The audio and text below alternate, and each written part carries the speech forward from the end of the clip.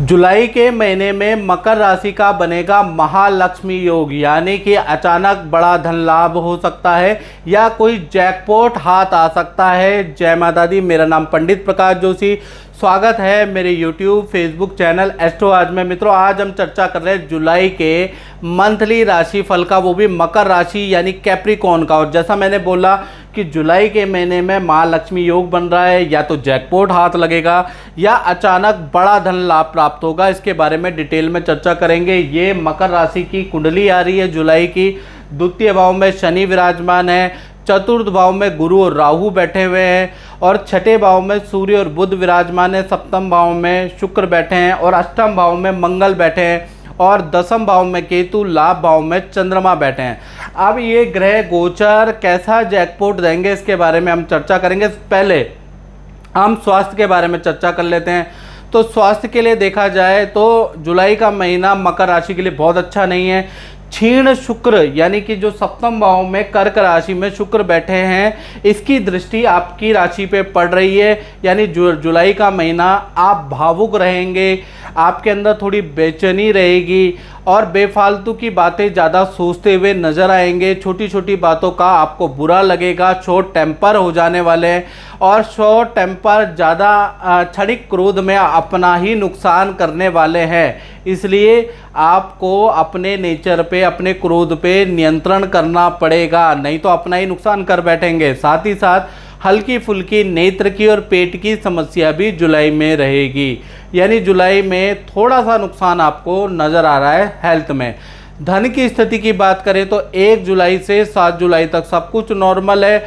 8 जुलाई से चेंज आ रहा है। 8 जुलाई से 31 जुलाई तक अष्टम भाव के अंदर मंगल भी आ जाएंगे, शुक्र भी आ जाएंगे, और अष्टम भाव के अंदर महालक्ष्मी योग बनेगा।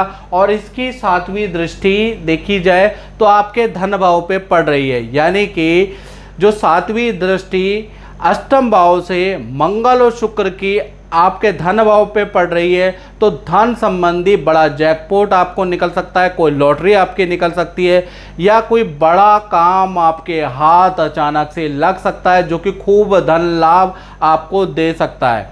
यानी कि 8 जुलाई के बाद स्थिति बहुत अच्छी है।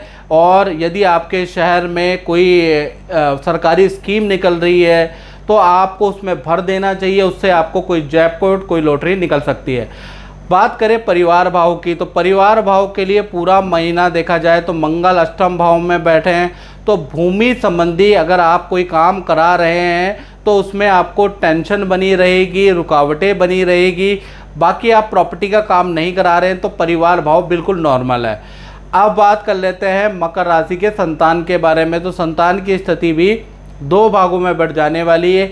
1 तारीख से 7 जुलाई तक देखा जाए तो संतान चाहे आपकी छोटी हो चाहे संतान बड़ी हो, उनको त्वचा संबंधी प्रॉब्लम, नेत्र संबंधी प्रॉब्लम रहेगी। 8 तारीख से लेकर 31 जुलाई तक देखा जाए तो बड़ी संतान पे आपको ध्यान देना है। बड़ी संतान का मतलब जो 15 साल से बड़ी संतान है, उन पे आपको ध्यान देना है। झूठ बोलकर वो मित्रों के साथ में या घूमने जा सकती है। साथ ही साथ बड़ी संतान जुलाई में बिगड़ सकती है, तो थोड़ा आपको ध्यान देना है।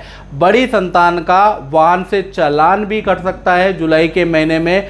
छोटी संतान का अगर देखा जाए तो उनको ननिहाल से कोई गिफ्ट प्राप्त हो सकता है। तो कुल मिला के जुलाई के महीने में खासकर 8 जुलाई के बाद आपको अपनी बड़ी संतान पे ध्यान देना पड़ेगा।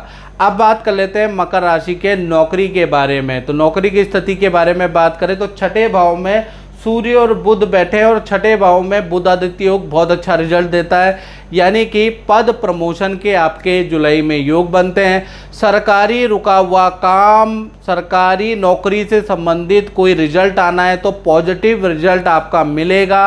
बॉस आपकी तारीफ करने वाला है, नई नौकरी के आपको ऑफर मिलेंगे। तो कुल मिला के करियर के लिए, नौकरी के लिए जुलाई का महीना मकर राशि के लिए अति लाभकर रहेगा, क्योंकि यहाँ पर बुध आदित्य योग बन रहा है। जय माता दी। मेरा नाम साहिल है और मैं गुरुजी के पास 4 महीने पहले आया था।